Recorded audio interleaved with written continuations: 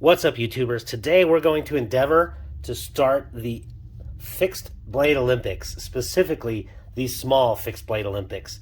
The four blades that you see in front of you, the Creeley Blades Mako, the Bark Rivers Essential 2, the Essie Zancudo, and the Morris Eldris. None of these four are in the competition. I'll go over why. Excuse me, overcoming a cold.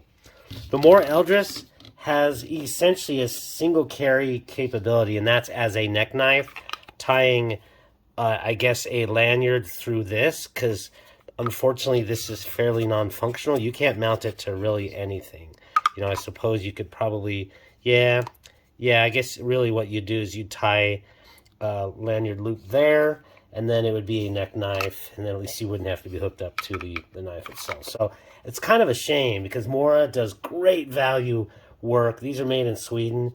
And this one, I can tell you, just knowing some of the categories that I'm going to be judging, this knife could do a little damage, even with just its, 1.75 2-point-inch blade. So the Mora Eldris will not be in the competition. We'll say goodbye to that one. The next one is the Essie Zancudo. I will link a video up there for a full review I've done of this one. This has already won an Olympics, and unfortunately for this competition, you can only enter into the Olympics once. So this knife, by any measure, is already an Olympics champion, and therefore is not allowed to participate again. That one says goodbye. The Bark River Essentials 2. This meets all the criteria. It is mountable. You could lash these, even though it's a wet-formed leather, which, you know, has some risks when you're hanging it upside down in a mounting. But the Bark Rivers Essential 2 is disallowed for the Olympics because it's discontinued. It's a model you have to buy on the secondary market, and there's really no option, not even kind of an alternative to it from Bark River. That's going to be one of the criteria, is that it has to be readily available. So the Bark Rivers Essential 2 is out of here. And the Creeley Blades Mako. This came in second place in the World Championships of all knives in the year 2022 for myself. It is a champion in its own right, and I wouldn't kick it out, but for the fact that really the mounting of this one in the sheath is not necessarily something that you could shake upside down. Like, you know, think about mounting it to a mountain bike or a pack, you know, a camelback, and shaking that thing upside down. This is really designed for basically everyday carry in the pocket with this Hulti clip. So it just doesn't quite, you know, qualify for that. Otherwise, I do think that it would absolutely possibly blast the competition. So we're going to start with the 5 knives that are going to be in this this competition for these, what I'm calling the small fixed blade Olympics for this year. The first knife entered into our Olympics is the Boker Nesmi. And that knife goes for $67 retail. The next knife in the Olympics is the Essie Izula. I did pay the extra $13 to get these micarta scales, just because it is way too small in hand. You know, even with this, it's still a 3-finger knife for the base sized one. So the base price of that one was $72, but it was worth it for $13 to get those nice micarta scales, and that's going to come into play when we get into hand comfort. So the Essie Izula. The third one in our Olympics is the Tops Mini Scandi. This knife retails for $95 US. I thought it would be very interesting for a small knife to go ahead and put a Scandi grind in there. Something that you normally see when you're processing wood with bigger knives, bushcraft and the like. But I thought it would be very useful to do that one. Oh, by the way, this is of course, fashioned after the Nessmuck shape. And this is a full flat grind, your basic drop point there for the Izula.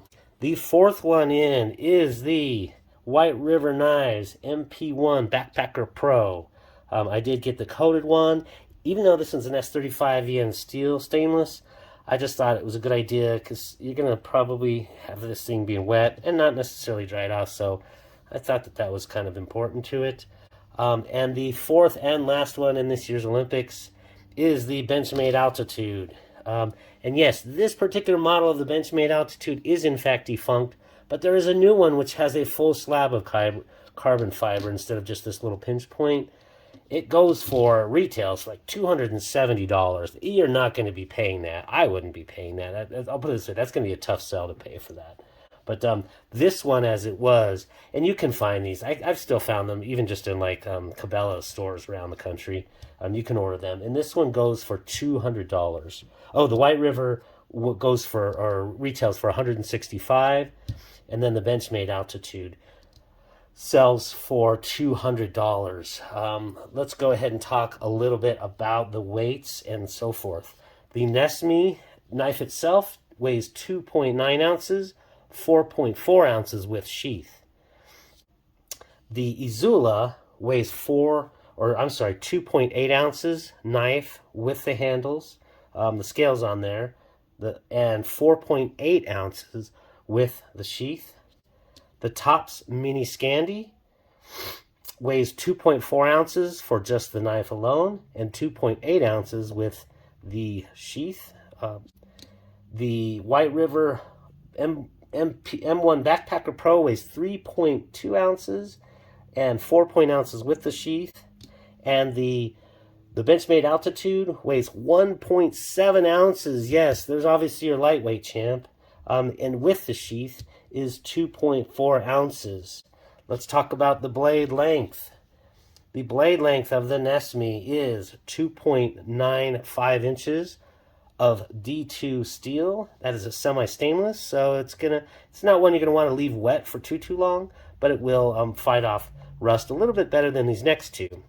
The Izula is a 3.15 inch blade of 1095 high carbon steel. That is going to have a little bit more rust problems. They do have a very solid powder coating on these though, so you just have to watch on the edge for that rusting. The Tops Mini Scandi has a 2.8 inch blade of 1095 high carbon steel. This one's definitely going to be in the category of obviously much more risk of rusting, just because with that Scandi grind on it, you have a lot more direct exposure of that high carbon steel to the moisture. The M1 Backpacker Pro has a 3.1 inch to here, or 3.45 inch to the actual handle scales. So let's get that out of there. So 3.45 or 3.1, depending on how you measure it. You know, there's some legal questions about that. Technically, in my state of Colorado, the blade, you measure up to the handle. So this one would be a 3.45 inch. I don't know that it matters, because usually 3 to 3.5 is your cutoff. This one is that 3.1 inches of S35 VN stainless steel. And lastly, your Benchmade Altitude is 3.05 inch blade of S90V, very stainless steel. Probably the most stainless, I think, if I had to guess, amongst all of these.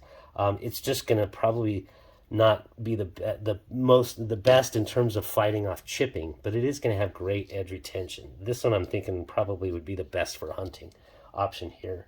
Those are the specifications of these blades. I'm going to go ahead and pause for a brief moment.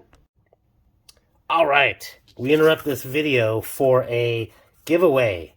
This is the 9th and second to last knife that I'm giving away as part of my 1,000 subscribers. This is in fact a Spyderco PM2. We'll move that out of the way just a little bit there for a sec.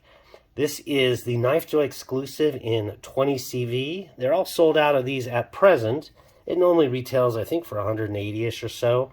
But this is a great example of, you know, one of the classic everyday carry knives, folders out there. It's just, you know, I'm not going to go over the knife, but basically I'm giving this away, and there are a few more specifications than normal. So go ahead and observe these. I need you to follow me on Instagram at Mitchell Bolig, and I need you to DM me the word Tina in there, T-I-N-A. Uppercase, lowercase, doesn't matter. Also, you need to comment below the word lime. Make it creative, however you like. And that's for, of course, this lime green giveaway here. But do comment lime below. And I will say, in this particular instance, for this blade, the second to last one, I'm not going to be shipping to Europe. I'm happy to have my European visitors.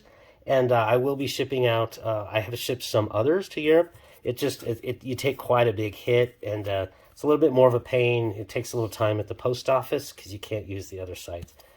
So for this particular one, I'm going to be shipping it only to the USA at this point in time. So take these details down. I will put some of the key ones other than the special DM and the comment word of lime.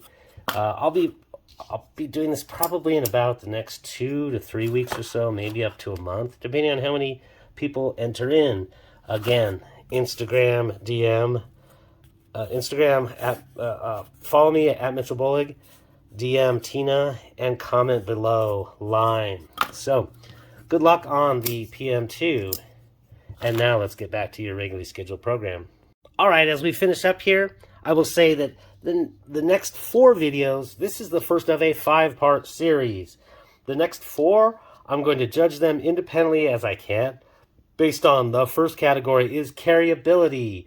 How well does it go in, and carry in the sheath? Does the sheath have many different options to carry as a neck knife, scout carry, that sort of things? Does it have holes so I can lash it to a backpack, etc.? That's going to be category 1. The second one is going to be cutting. We're going to see how these edges hold up, how well the geometry is, what sort of materials does it cut well, would it be good for, what type of cutting for food, for rope, things that you might use camping, backpacking, stuff like that, and maybe hunting. Cutting is going to be test 2. The third one's going to be hand comfort. How comfortable are these things in our hands? If I'm going to be carrying just one little small knife out when I'm backpacking, it might be the only one I'm going to have, and I might have to do a lot of stuff, including cutting on some wood for a while. So I'm going to go ahead and carve a chopstick with each one of these and see how well, kind of handling this thing, how does it do as far as comfort. And the last thing is going to be value, and that's basically price to specifications and function. I did these intentionally in lower price to higher price. So you're going from essentially $65-ish all the way up to $200. So, and this is just obviously a small subset. Last thing I will say is the only knives that I really decided to pick are obviously ones that I had at my disposal. And 2, again, I talked about it a little bit at the beginning. I needed knives that were almost evergreen, at least so far, that you can always get them. Every single one of these models, as far as I'm aware, is easily available, readily available anywhere, has vendors behind them that, would stand behind them, so, warranty could come into play, that sort of thing. So I really needed availability, and, that value is going to come out of all of those things. And so based on those 4 categories, I'll pick a winner, and we'll decide what is who's the winner of this, or of these 5 knives for the small Fixie Olympics. Until next time, I appreciate the like and subscribe, and have a great day. Take care now. What's up, YouTubers? Today we're going to endeavor to... let me start that again.